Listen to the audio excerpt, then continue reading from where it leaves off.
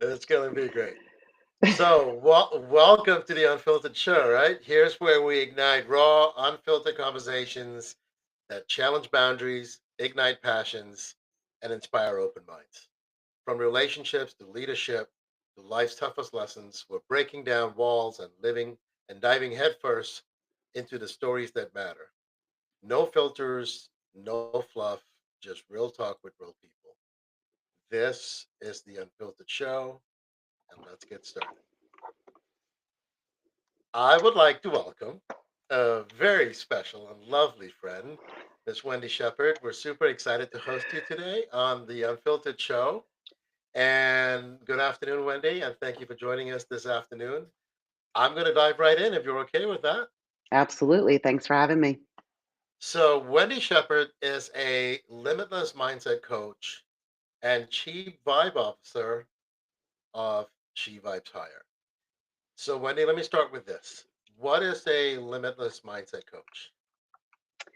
Um, so I would kind of slightly recharacterize that and say that I'm an energetic mindset transformation coach. And my goal is to help you find the limitless nature of your being, of who you are in whatever area of life you operate, and frankly, in all areas of life that you operate. So you have a limitless potential. We all do. It was our god-given right, if you want to say it like that. Um, and my goal is to help you find that. Okay, so we're going to talk more about that specifically, right? So, but let's start off with this so we can understand the nature of this conversation and the context we want to host it in.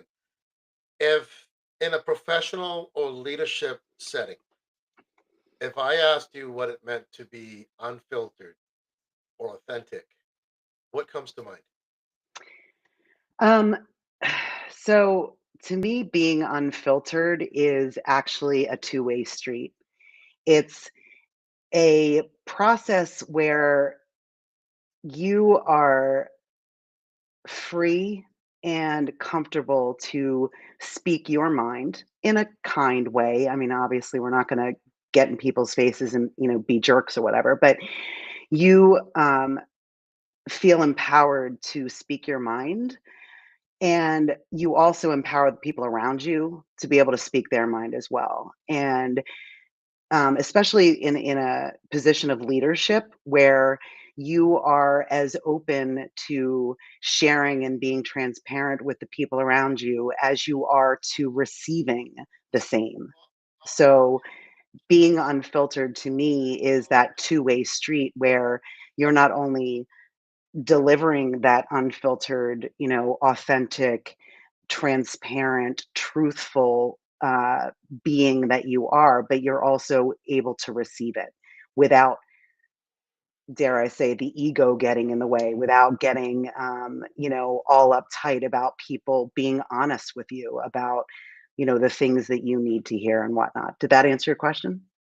It answered it perfectly. When we first launched this brand, um, the initial impression that everybody would get is, oh, unfiltered means I can speak freely and unapologetically, and all that is true.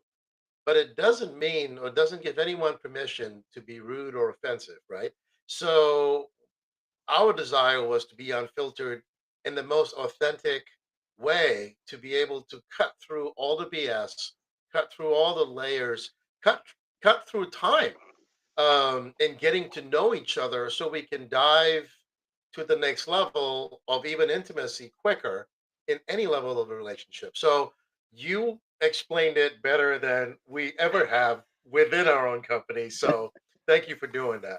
You're All welcome. right. I'm gonna get back to asking you about a limitless mindset, concept, belief, understanding, or life lesson.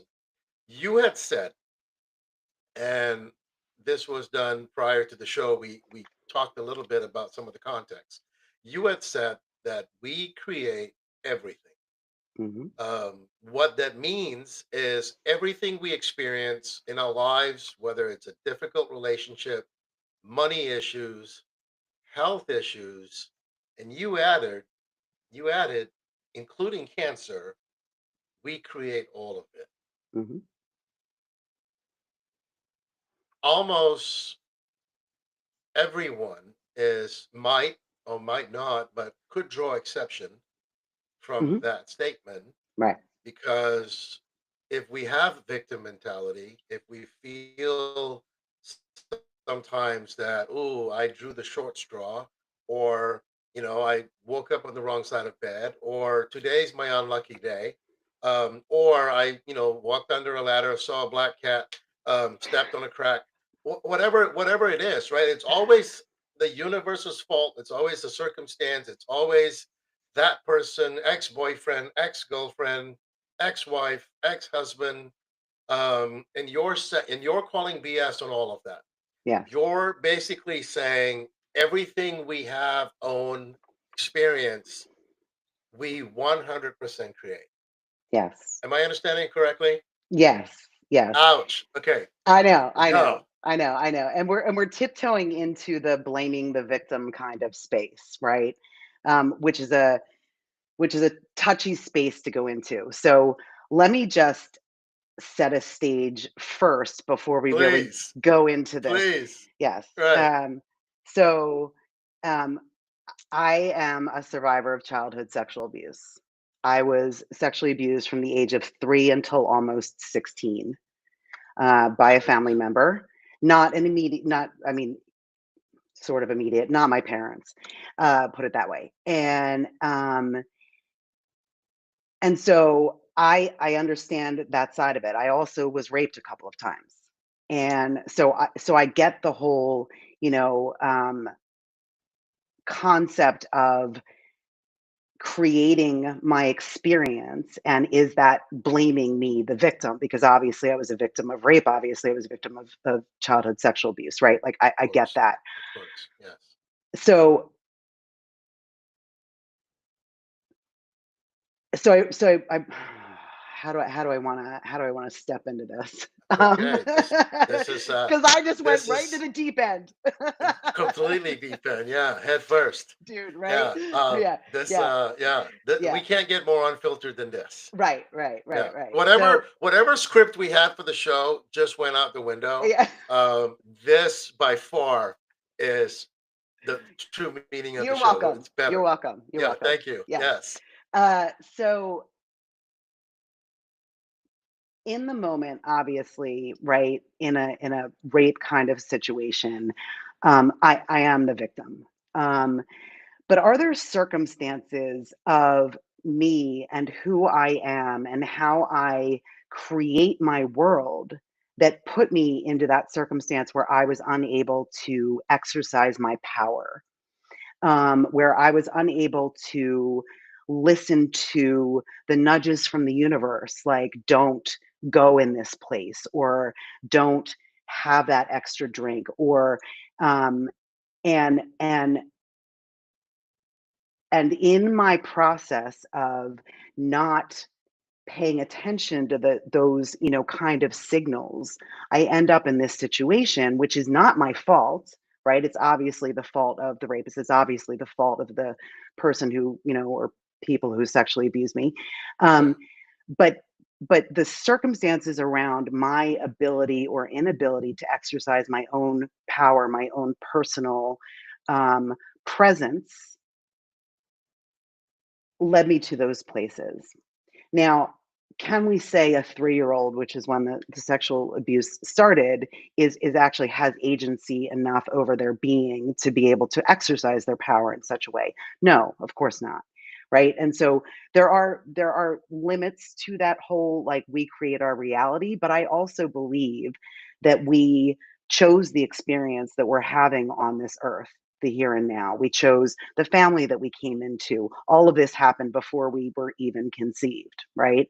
And so there was a piece of my spirit or my soul that decided that I had these lessons to come live and experience and learn from on this incarnation, or in this incarnation on earth right now, in this lifetime, if you will. I believe that we have multiple lifetimes that we live. And so I in that sense, certainly chose the experience that I have on this earth. But the whole piece of we create everything really kind of comes afterwards. It's what do I do with that experience? How do I embody that experience that I have lived? And what do I then do with it moving forward? And so, as you said, if I have a tendency towards a victim mentality, right, I can become that victim, and I was for many years. Don't get me wrong, right? Like things were happening to me, and I Yeah. had no control over all of these things that were happening in my life, whatnot, right? And I couldn't take responsibility for my life, and so I was kind of steeped in that victim kind of mentality, in that victim space.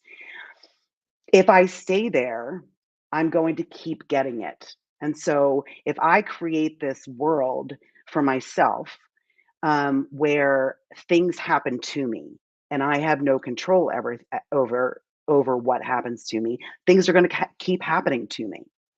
And so I, in essence, create that experience of not being in control, of not having any control over this life that I'm living. As opposed to if I take that experience and say, okay, I learned from it, I understand, you know, that that was maybe an experience that I had to go through, and I take the lessons moving forward and I look at my life like, okay, I create this life so I can create something negative or bad in my life, bad in quotes because I don't like the word, or I can create something more positive or good for my life. And I have Okay. that power just simply by making a decision. I make All a right. So decision. Sorry. no, that's awesome. And number one, first and foremost, I'm sorry for all that may have happened beyond your control. Please don't be. I'm Um, not. okay, I'm that not. yeah, yeah. Okay, Thanks. so what if someone's listening to this and they're thinking, well, she's kind of convenient. She may have more privilege, a more supportive surrounding. She may have had less stress in her life outside of those incidents, not suggesting those incidents are not stressful, that may have helped her deal with this a lot quicker. It appears that it's something that she dealt with simply, although that's probably not even remotely accurate. You've just processed it and I'm not going to speak for you, but what if someone's looking at you going, well, good for her. I'm glad she got over it. I'm not having that success. And I don't know if that was a fair question, Yep. but I'm It, certain in your therapy work, because I'm going to talk to you next about your master's in social work and the private therapy practice that you had serving women with different disorders. So we're going to come to that. But for women that have been in therapy or may have sought treatment and didn't heal like you did, didn't process like you did, didn't come out on the other side like you did, they'll listen to this show and go, well, how convenient for her. She just moved on. So that's not my perspective. I'm just saying it could right, be. right, right, Yeah. right. Um, Okay. So my initial unfiltered response to that is, yeah. dude, I was a hot fucking mess until ugh, Yeah. Yeah. 49, 50 years old. I can't imagine. Yeah. I actually I should take that back. I wouldn't put it that far out. I was a hot fucking mess until, definitely into my 40s. Yeah. And so privilege or not, I mean, it's would my life have been easier if I had gone to my parents when I was 3, 4, 5 years old, told them what was happening, and they believed me and helped me through it?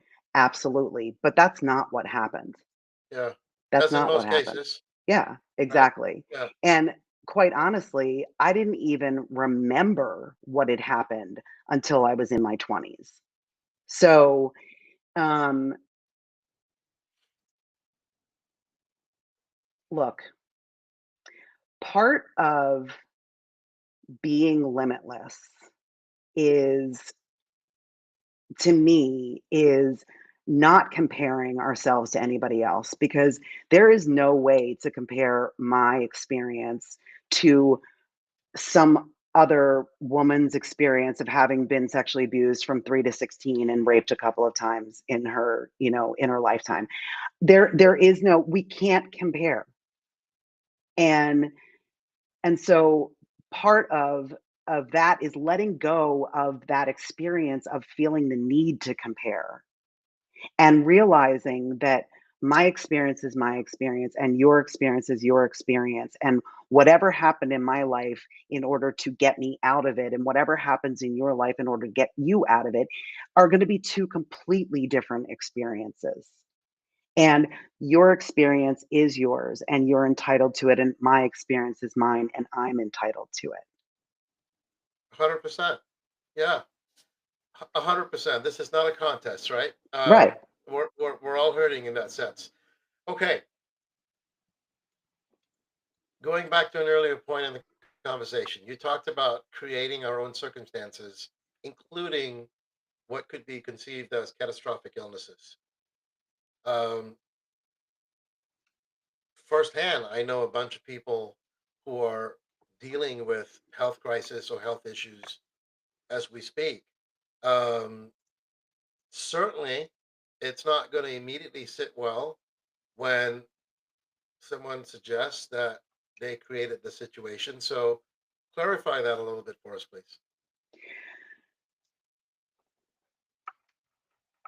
So let's go back to COVID, right? Okay. Everybody's getting sick, and there was Okay. all kinds of, collective. I always smile when COVID comes up in the conversation because I have so much experience with having navigated through that myself, and a, a litany of of different emotions that, so I smile not because I think COVID was funny or the whole era was funny.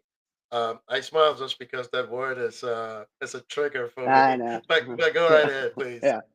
There was so much collective fear around it, collective conscious fear and collective unconscious fear around it. And if you were so inclined to buy into the fear, um, I'm pretty certain you created you getting COVID much more quickly than somebody who didn't buy into the fear. And so I'll give you an example. This is all really about the power of our mind.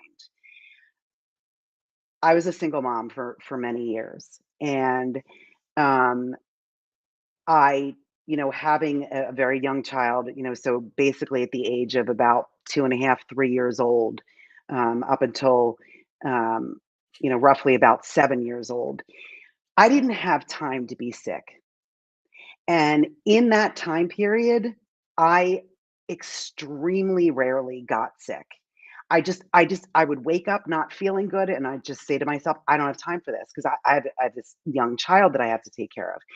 And, because he's not going to wait for anything that I got going on as a single Right, parent, right? right, Then my wife and I reconnected, and she was moving back from the West Coast to the East Coast and moving in with us. And the one thing I said to her before she moved in was, "You're going to get everything he brings home. You haven't built up the immunity. You're going to get, he's in elementary school. He's going to bring home all the germs. You're right. going to get sick. You're going to get all the things. Don't worry about it. It's just, normal. You'll get through it, whatever." Damn it to hell, don't you know? She lands. Who gets sick? You do because now you got another adult to take I care of. got Yep. backup. I have Right, backup. Finally, every fiber of my being, every cell in my body relaxed. We didn't have to put up this wall of, we can't do this, we don't have time for this. We could relax because we have backup. And I got strep throat like nobody's business for 3 weeks. I got better for 1 week, and guess what happened again? For another 3 weeks, I got strep throat all over again. And for that first year or so that she was living with us, I'm the one who got sick. And she just sat there laughing at me, going, I thought you said I was the one who was going to get sick.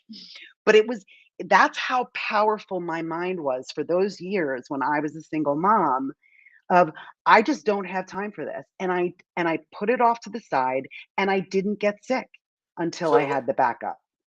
illness is psychosomatic?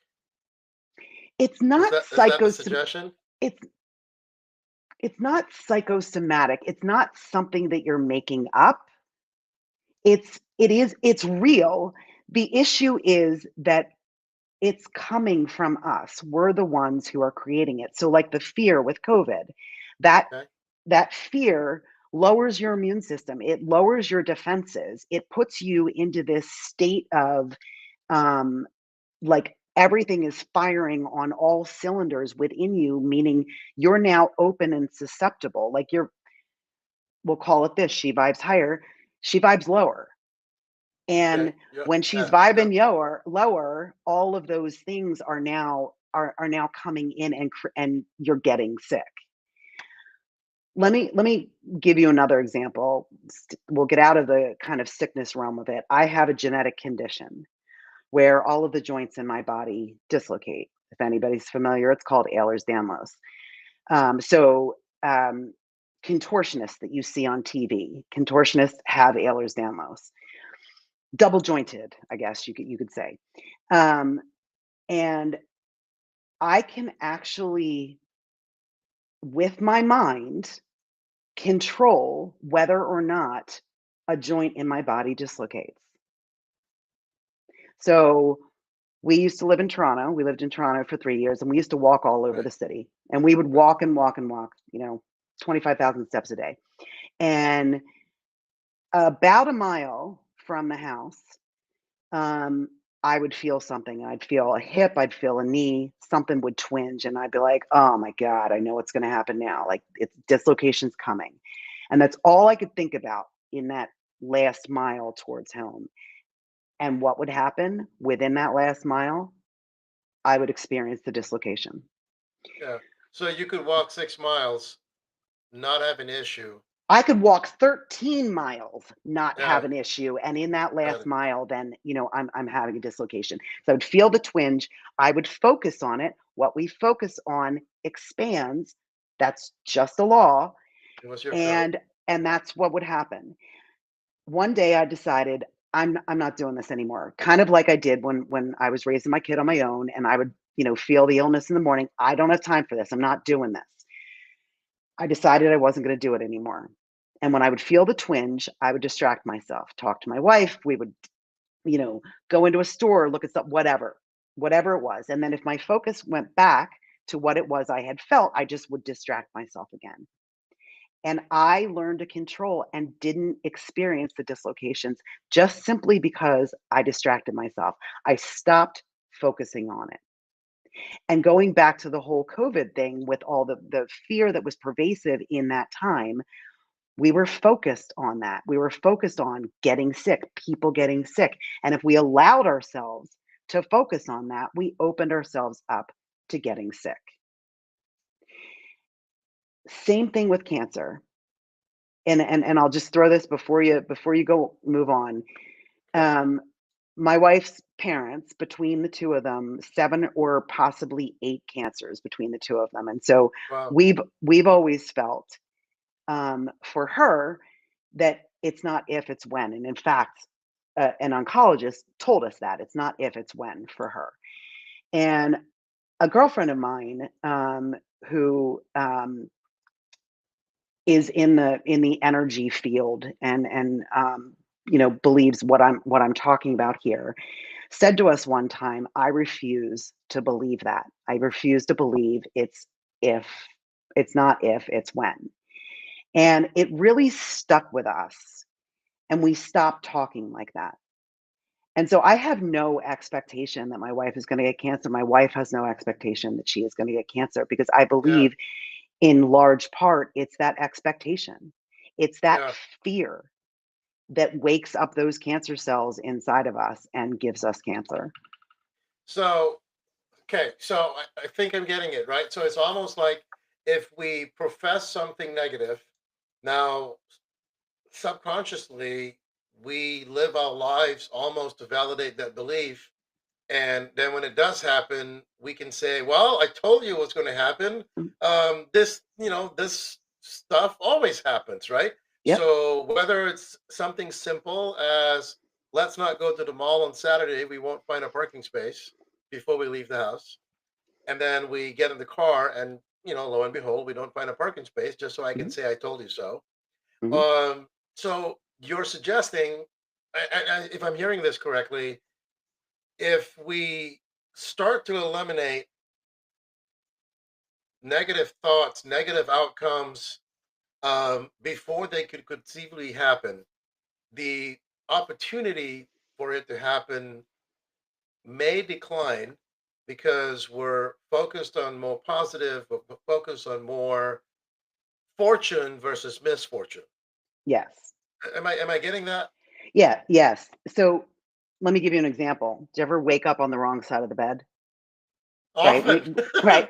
We know that phrase, right? And then you wake up on the wrong side of the bed. You go to get your coffee, you spill your coffee. You go to leave the house, you can't find your keys, and everything. Your day is shot to shit, right? It's Sure. because you woke up on the wrong side of the bed. So I would challenge you the next time you wake up on the wrong side of the bed to sit on the side of the bed and say, you know what? I'm not doing this. And I'm going to this is not how my day is going to go. My day is actually going to go really well. I'm going to get through all of my meetings. I'm going to get everywhere I need to go on time and all of these things and see what happens to your day when you wake up on the wrong side of the bed next time. See if you just take a moment to switch what's going on in your brain and see if it makes a difference in how that day goes, because we have that power. It is just simply a decision. And I also want to say this. I'm not. It's not me sitting here saying, "Oh, you just have to think positive," because that's bullshit as well. Okay. Because I'm sorry, like if you're walking across the room and you stub your toe, like god damn it, that hurts. It Right? hurts. Like you're not gonna be like, oh, this is a lesson I need to learn because I just stubbed my toe. Like, no, ow. Like, ow, that really hurts, right? Like For I, sure. I'm not saying that. I'm not saying that like, when you're in the store and somebody pisses you off, like that you don't have a right to all those. You do. But what I'm saying is notice it, right? Like if I'm all sorts of pissed off because of something that happened, with somebody in a store, how long am I going to stay in that?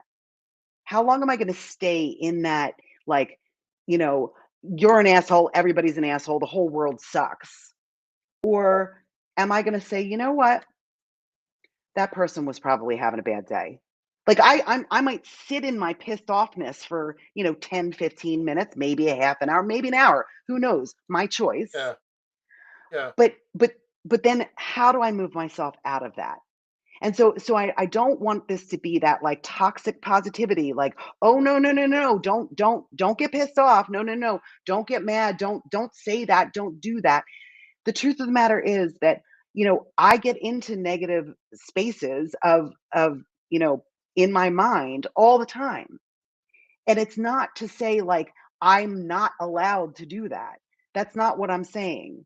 And I'm not saying that for any of you either. You're absolutely allowed, but it's noticing it and then saying, okay, how long am I going to stay here?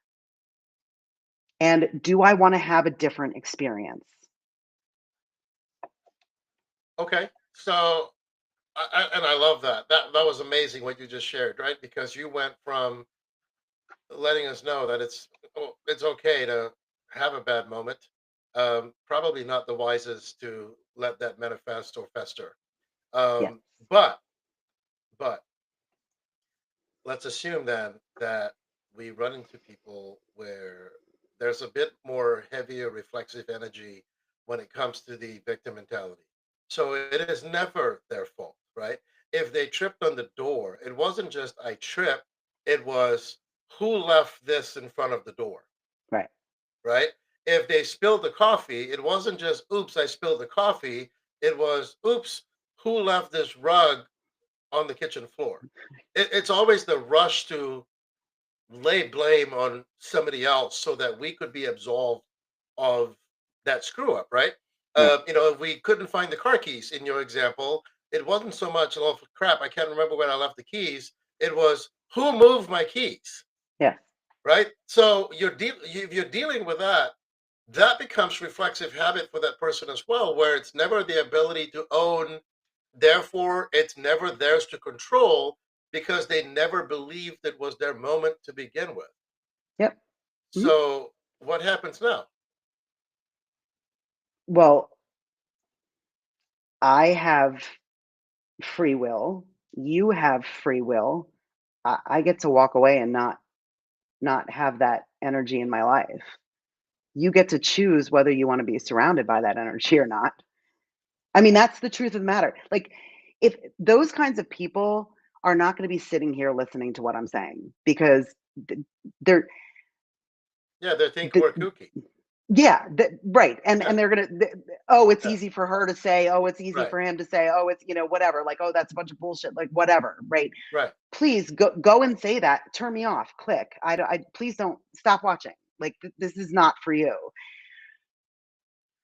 I don't. They, It's yeah, I don't want that kind of energy in my life. My goal is to well, I'm gonna put this kind of two ways. My goal is to um, experience as much joy and fun and pleasure in my life as possible. And so if you're doing that, you're you're you're not my vibe. You're not my person, right? okay. So you have crystal clarity on this. You've worked on it. It's conscious. It's a decision. It's it's on the forefront of your mind. You have now learned to process it easily. I'm not suggesting you got here quick. You just worked on it longer, deeper, and harder. So you've gotten better with it, much like a golf swing, right? The first time you pick up a club, it feels awkward. You keep doing it, it gets mechanical, and hopefully one day it becomes natural. So I could watch maybe Tiger Woods swing a club and then go, oh my God, this game's easy. Look how he plays it, not realizing he's got 40 years of Mhm. probably Practice. 100,000 hours of practice, right? Yep. Yep. So, which I've never done. So, so coming from a guy who's not so tall, not so dark, and not so handsome, um, I am going to ask you this. You understand as well. It's natural for you. So, in a relationship, and remember the name of the show, it's unfiltered, right? So, in a relationship, you meet someone who doesn't maybe have the depth or the level of understanding or the clarity that you have. So, even to the point where they may not even recognize there are issues that are within themselves. Mhm. So, do you, as you said a second ago, control your space and cut your losses and hit the trail, or allow emotions to sometimes get in the way and go, but wait a second, I do love this person, or I could love this person, or better yet, I could help this person love themselves. Um, Now, yeah, this is a loaded question. So help me process that thought. It's not such a loaded question. I would say be careful of the bleeding heart, right? Like, so seeing the downtrodden and wanting to, pull them up. I mean, it's okay to do that in, seeing somebody who really, doesn't have it all together and really wanting to, help them change. So just be careful of that piece. But the other piece, and I was going to say this before, and it's perfect now as well, is because I because I come from that perspective and I radiate the energy of somebody who is open, somebody who is um, um, coming from that perspective of looking at things in a more positive light, not sitting in the negative. I don't exude, the victim energy and all of that. I tend to attract what I put out, right? So we said this before, like we create everything. Well, if I'm in a light space, if I'm in a positive space, if I'm in a space where I'm open, that's what I'm going to attract. Now, that being said, obviously we always come across people who are not of the same kind of space. For me, people who are willing to work on themselves and all that kind of stuff. We have to take stock within us to say, how important is this relationship to me? Right? So if it's one of your kids, you're not going to be like, yeah, see ya, Sure. like get out, right? Um, Right. totally forgot to put my phone on do not disturb. Um, so we have to take stock and look at what is the nature of this relationship. If it's a brand new person that I'm meeting, like say I'm at some social function and I start talking to somebody and they're of this like absolute negative space. Well, I'm probably not going to talk to them again. I'll be pleasant with them, Yeah. especially if I run into them again, down the line. My hope in that kind of a situation would be that they would start to feel the energy that comes from me and that would start to rub off because it does. Um, and so does that answer your question that it really is a matter of what does this person mean to me? Like if I'm in an Yeah. intimate relationship with somebody and they're not on that same vibe, like that relationship is not going to survive.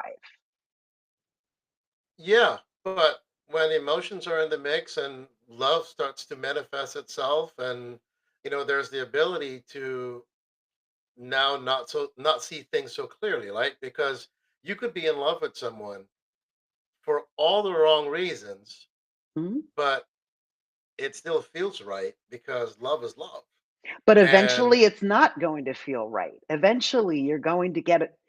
It's the, new car smell. Eventually it wears off and you're going to get to a spot where it's like, wow, this doesn't feel good.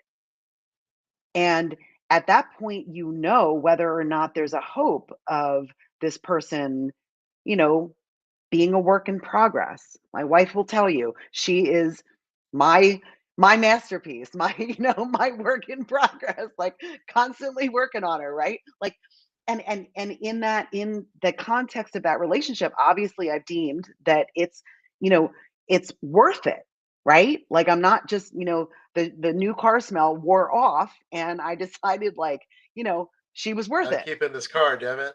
Right. Yeah. Yeah. Yeah. Now, Yeah. granted, I was still a hot mess when we first got together because it's been 20 plus years now, but whatever. Um, but do you see what I'm saying? Like when the new car smell wears off, like it's then it's just the two of you, and is it worth it? And yes, you might love them, but like you said, you might love them for all the wrong reasons, and then you can see that. Or not. You love them for all the right reasons and they're willing to put in the time. But again, in this unfiltered space, you have to be honest.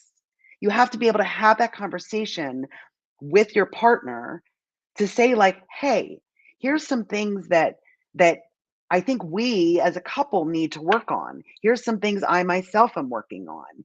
And maybe something things that you could work on if that's the kind of conversation that you can have with them.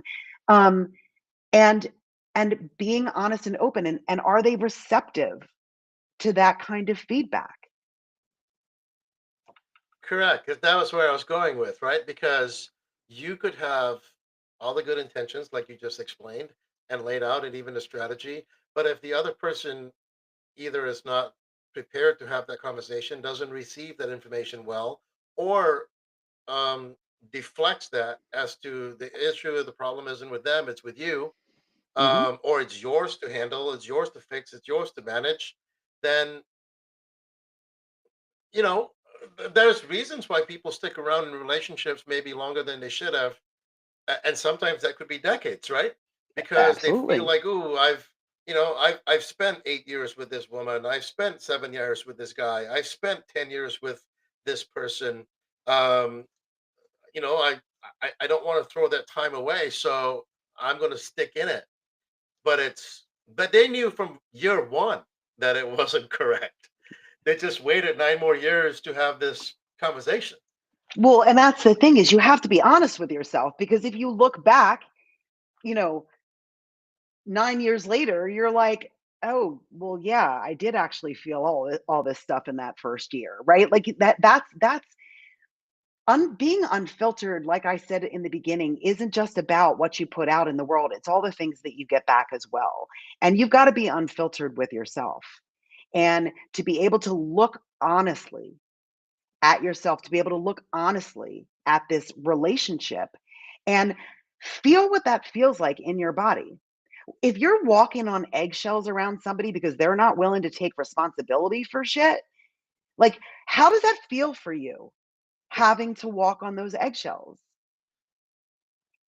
It doesn't feel good. And like I said, I'm all about like, you know, like ease and happiness and joy and like that's we're all entitled to that in our lives. That's not joy if you are walking on eggshells around your partner.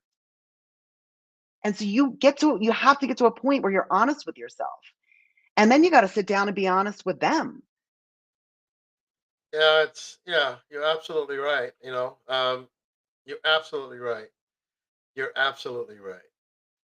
Damn it, Wendy, you are smart. So, all right, so you have a master's in social work.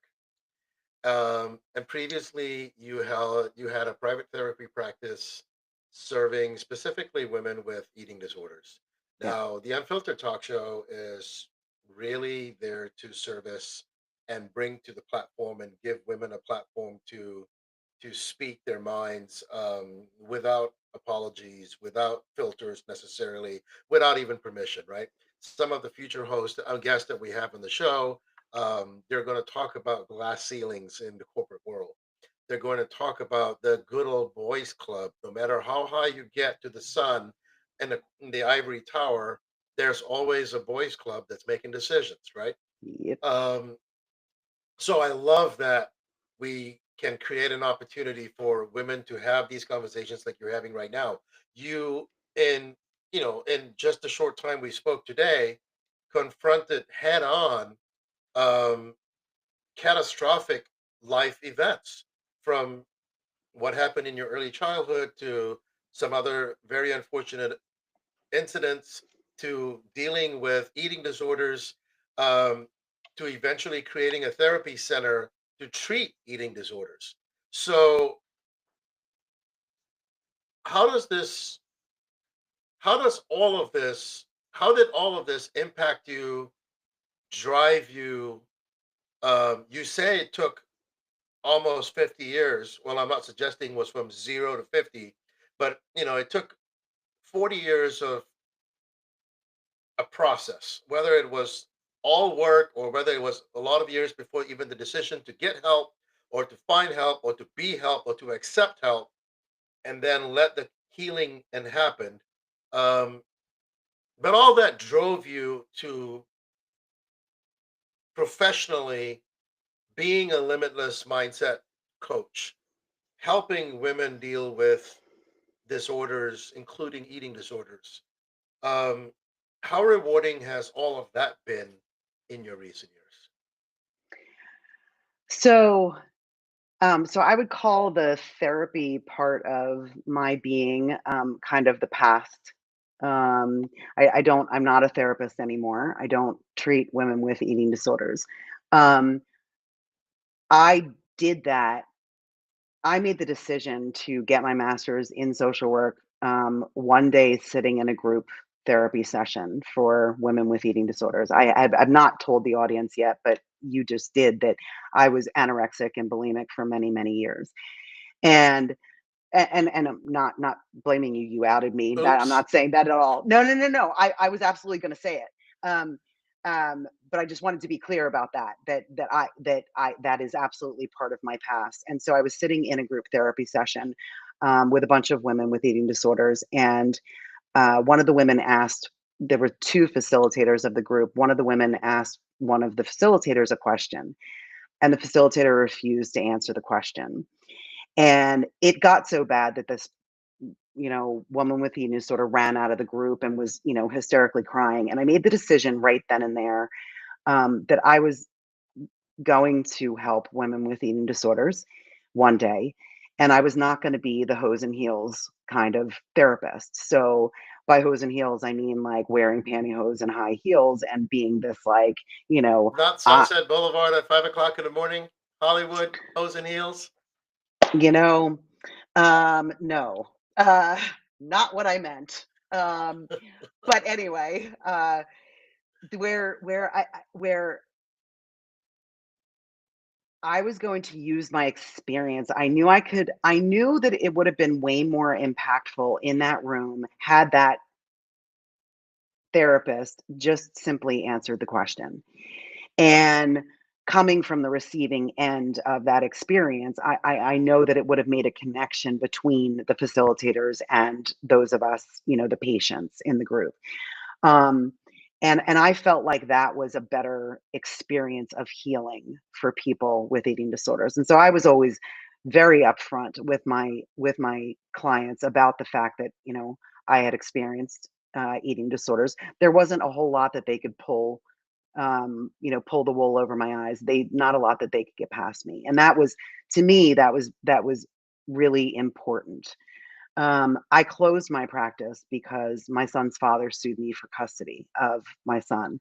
And I felt at that point in time that my problems were more important than anybody else's problems, people I was seeing. And I felt like my problems were going to get in the way of what I could do in helping people. Okay. Um, and eventually I then, moved into coaching, and my experience of coaching, and especially what I do now with the energetic mindset transformation coaching that I do, is I don't feel like therapy from my perspective is a really helpful space.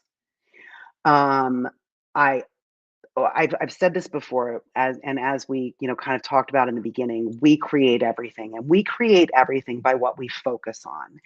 And I believe in therapy and in a therapeutic session, what we focus on are problems.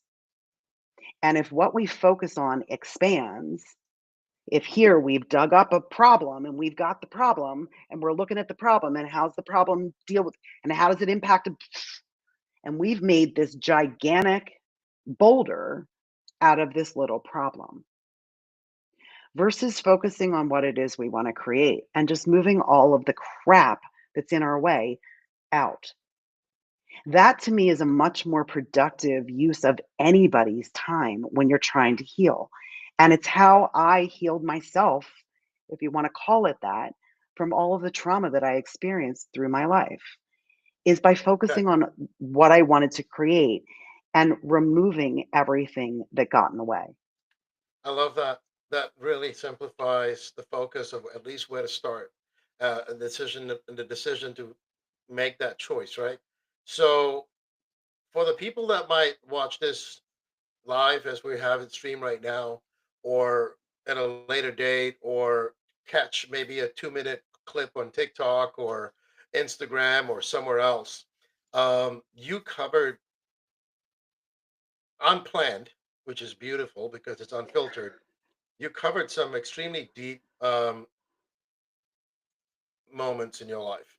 So, how do you? If I asked you this, I'm watching this 2 minute clip of Butch interviewing Wendy, and in that 2 minutes, it's going to make me want to go back and see the rest because I now need to see where the context came from, and 2 minutes isn't going to do that.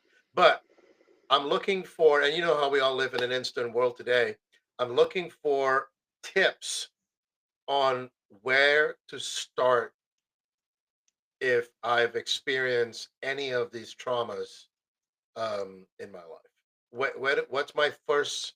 What's my starting point, and how do I accelerate um, my healing? Or maybe that's not the correct word, but how do I accelerate my recovery so that I can take from your experience and collapse the time frames in mine? if that's possible. Yes. Well, I mean, obviously, come work with me, but Yeah. setting that aside, um, I'll throw out a challenge to you, because this was kind of the tipping point of what changed everything for me, when I was, 50 years old, or about to turn 50. I forget. I think I was 49. Um, I had an extreme fear of heights, developed after my son was born. Um, So if you have a phobia of some sort like that, my fear of heights, fear of spiders, blah, blah, blah, I would challenge you to go onto YouTube and find a video that will expose you to the phobia that thing that you're afraid of, that thing you're terrified of. So for me, it was heights. And I found a video of a bunch of stupid boys, on their bikes and their skateboards at the top of this building, and they, of course, showing all the views of like how many floors, 50, stories above ground they were, like just crazy. About 2.5 minutes long, and I watched the video and I allowed my body. It's called somatic experiencing. I allowed my body to do what your body does when it's exposed to fear. And I literally shook like nobody's business. I was living in I was gonna Toronto at the say, did when you met, it was like pee was trickling down your leg. yeah, yeah, kinda, right? Right? I remember thinking this. I was sitting in Toronto, it was January in Toronto, and it was like, just insanely cold. And I start to shake and I thought, "Oh, I just must be cold." And then I'm like, "Dumbass, you're sitting in your living room with the heat on, you're not cold, right? Like just let yourself, Right. let this happen. You might cry, you might not even be able to get through the whole video in one sitting and you might have to, kind of work your way through it. But I was just like, damn it, I'm doing this. And I allowed myself to have that physical reaction, that physical shaking experience. And I didn't fight it, right? Except for that initial, like, "Oh, you must be cold," right? I just allowed myself to shake my way through it, and it didn't last the entire 2.5 minutes.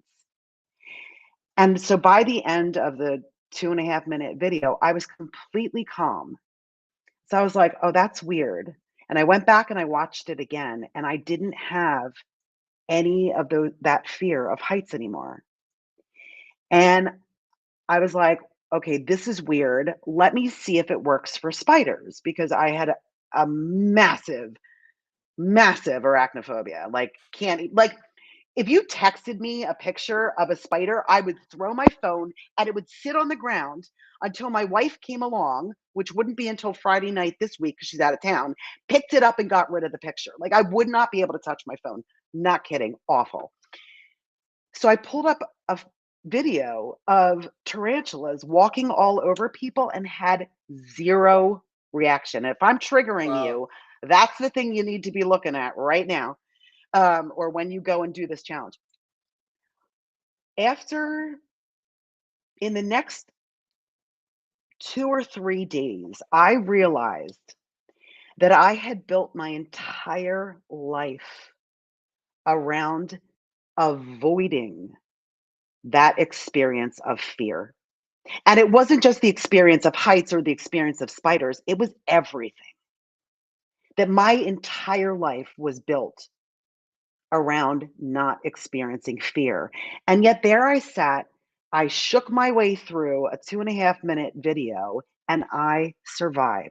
And that's what I realized within the next like 2 to 3 days is fear is not going to kill me. And it literally, that moment changed my life. It changed everything. I don't look at experiences anymore from the same perspective I did prior to that night in January sitting in Toronto watching that video. I don't.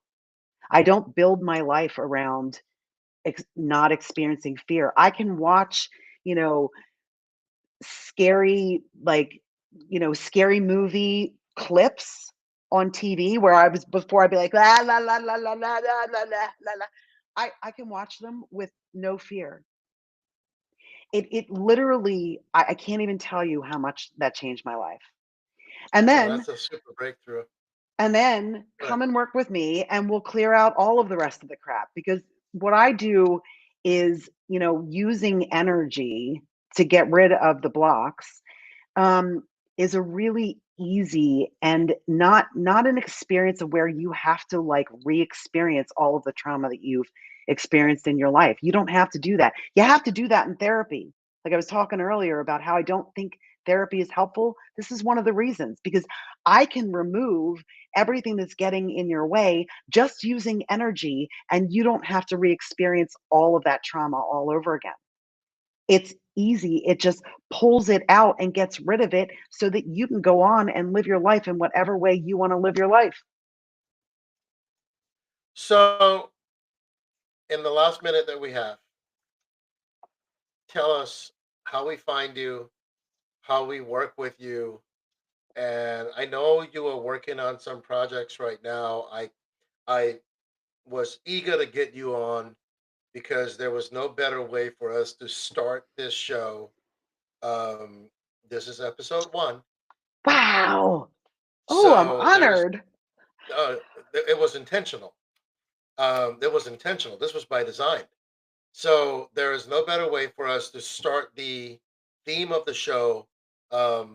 Much like you watch a pilot, right? You decide, and we intentionally looked for you, Wendy. And I know that in doing that, there were things that you were working on that you. It would have been better if we had waited till you had launched it, but I didn't want to wait having you on the show. So tell the people what you're working on, what is coming, how they find you. And as we put this up on our different portals online, we'll make sure that we put links to those things as well so that they're going to want to keep the communication going. So, but tell the people how we can find you and work with you going forward. Thank you. Thank you. Yeah, so I think the best thing to do is get on my mailing list, and you can do that by going to my website, which is limitlessmindsetcoaching.com or just wendysheppard.com. It'll point to the same place and download my freebie because I've got a it's geared towards business people and money, but it's really about money and clearing out money blocks. I would download that so that you get an idea of what it is I do and how I work. Um, and if that's something that speaks to you, then you'll be on my mailing list and you'll hear about all the things that I have coming up. I run a membership where every Monday at the beginning of the week we do some clearings. We clear out stuff that's getting in our way. It's a great way to start the week, and that happens every Monday. And and I am looking to run a money mindset program in the near future. Not sure when I'm going to launch that, but where we're just kind of dealing with money blocks. And I'm working on some weight loss stuff, and that's really in some development stages right now. But yeah, so Well, I couldn't be more excited, right? So everyone that you're working with on weight loss, tell them I found it, so they don't have to be worried about where it went. The holidays were very generous to me. So anyway, Wendy, I'm super excited. I can't thank you enough for being this unfiltered with us and with anyone that's going to be engaged or involved in the production of the show. I can't thank you enough for your level of love and compassion and kindness that it's all I've known in my exposure with you, but I've also seen it, experienced it, and today, we certainly sensed it. So uh, I cannot even begin to thank you enough. I would love for you to be on the show again. Um, I know it's going to be probably the first quarter before some of your initiatives get rolling out on a grand scale. So we certainly encourage everybody to visit you on your website, wendysheppard.com or Limitless Mindset Coaching. Mhm. and register, get on the mailing list. You will receive right off the bat. Your first experience, you're going to receive so much value just in that first um, invite to have access to certain things. If that's all you got out of the relationship, it would have been worth the experience. But it's going to allow you to engage even deeper and at a more deeper level as well. Wendy, so much of what you do is free. So much of your talents you make available for free. So much of your current assets and resources you extend to the community for free. So I strongly encourage everybody on this who listens to this in some capacity at some point to not let cost hold you back from experiencing this limitless mindset belief from this limitless mindset coach and this truly, truly wonderful and beautiful woman. Thank you so Thank much you. for being on the show today. Um, Thank you for being so gracious, so unfiltered, so kind, and I yeah, we couldn't thank you enough. Thank you so much, Wendy. Thank you, Butch. I appreciate you. And much love to all of you out there. Let's live an unfiltered life.